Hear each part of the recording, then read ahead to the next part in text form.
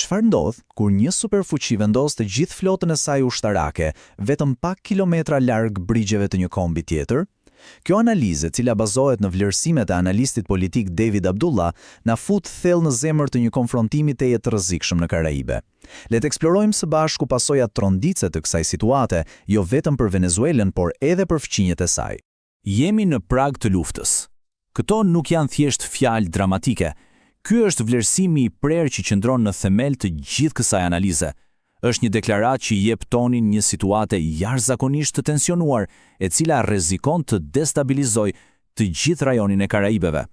Pra, le të kthehemi në mes të gushtit. Papritur, ujërat pranë Venezuelës u mbushën me anije luftarake amerikane.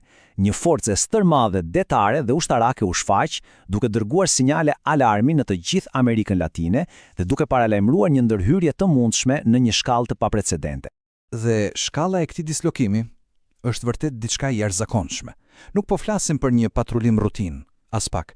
Këtu përfshihen disa nga armët më të sofistikuara të arsenalit amerikan. Kjo i ka bërë analistët të pyesin me drejtë: a është ky vërtet një operacion kundër drogës apo fshihet diçka shumë më e madhe? Pra, cila është arsyeja e vërtet pas gjithë këtij grumbullimi ushtarak? Burimi i informacionit na tregon se ka dy realitete krejtësisht të ndryshme: ajo që na thuhet publikisht dhe ajo që mund të fshihet pas perdes. Dhe këtu gjërat bëhen vërtet interesante. Nga njëra anë kemi justifikimin zyrtar, lufta kundër narkotrafikut, një mision që tingëllon fisnik. Nga ana tjetër, analiza sugjeron një motiv shumë më të vjetër, një lojë gjeopolitike për kontrollin e burimeve natyrore. Ky kontrast është çelësi për të kuptuar gjithçka që pason.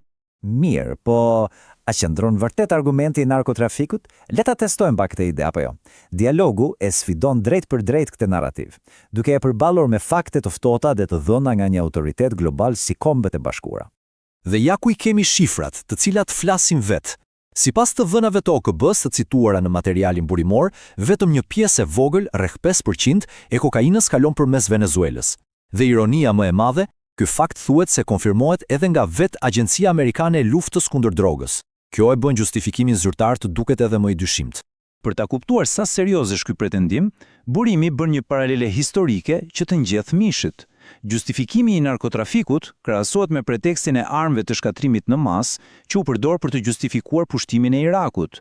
Pra, sugjerimi është se po përdoret një strategji e vjetër për të justifikuar një luftë të re për burime. Dhe nëse ka ende ndonjë fije dyshimi, analisti sjell dëshmi, le të themi direkt nga maja. Deklarata si kjo që i atribuen ish-presidentit Trump e bëjnë të qartë si drita e diellit se objektivi final nuk ka qenë kur kokaina, por nafta, rezervat gjigante të naftës së Venezuelës.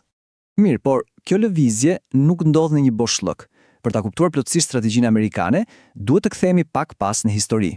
Burimi lidh këto ngjarje me një doktrinë shumë të fuqishme dhe të vjetër, një gur themelit politikës së jashtme amerikane që është mbi 200 vjeçare.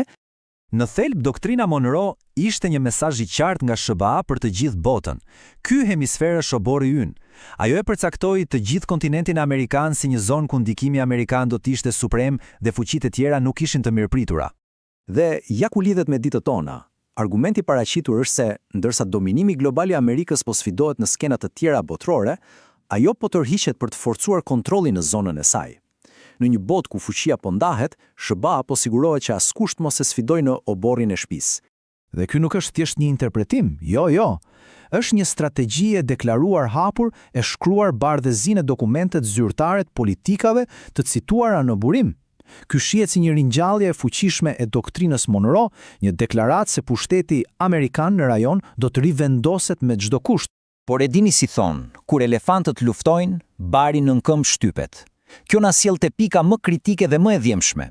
Çfarë do të thotë kjo lojë e madhe gjeopolitike për një komb të vogël ishullor si Trinidadi dhe Tobagoja, i cili ndodhet vetëm 9 milja larg bregut venezuelian? Pasojat, siç do ta shohim, janë të frikshme.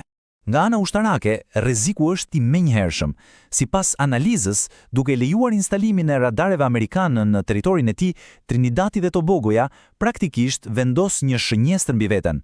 Në çdo konfrontim, ai nuk do të jetë më një vëzhgues neutral, por një objektiv i mundshëm. Ekonomikisht, pasojat mund të jenë katastrofike. Imagjinoni pak një skenar ku marrëveshjet jetike për gazin anulohen, turizmi, motori i ekonomisë, zhduket brenda natës dhe vlera e parave në xhepat e njerëzve shembet. Ky nuk është një film, por rreziku real me cilin përballet ky komb. Dhe pastaj vjen politika. Burimi paralajmëron përçarje të thella që mund të dëmtojnë vetë strukturën e kombit. Një krizë besimi ndaj qeverisë mund të shpërthejë në trazira sociale, duke krijuar ndarje të përhershme brenda këtij shteti me dy ishuj dhe duke kërcënuar themelet e stabilitetit të tij. Dhe kështu, pas gjithë kësaj analize, arrim te pyetja që peshon më rënd se të gjitha. Pyetja që i mban zgjuar njerëzit në të gjithë rajonin. A ka ndonjë mënyrë për të shpëtuar kësaj katastrofe të mundshme? Sipas këtij vlerësimi, SHBA ka luajtur një lojë me aksione kaq të larta saqë tani e ka futur veten në një qosh. Pasi ka treguar gjithë këtë forcë, një tërheqje pa veprim do të ishte një humbje e madhe prestizhi në arenën ndërkombëtare. Pra, një depërshkallëzim paqësor mund ta bëjë konfliktin pothuajse një domosdoshmëri politike. Dhe ja ku jemi. Kjo është pyetja e frikshme që rri pezull mbi të gjithë rajonin. Me gjithë këto pjesë shahu në vend dhe tensionet në kulm, a është lufta tani e pashmangshme? Përgjigjja do të përcaktoj fatin e miliona njerëzve të zakonshëm. Ky shpjegim ka distiluar analizën e një momenti teje të brisht, një lojë shahu e rrezikshme ku lëvizja më e vogël e gabuar mund të ndezë një zjarr që do të përfshijë të gjithë rajonin. Ndërsa dy forca përplasen, një komb i tërë dhe fqinjet e tij qëndrojnë në teun e briskut. Pyetja që mbetet nuk është vetëm se kush do të fitojë, por sa do të humbasin të gjithë.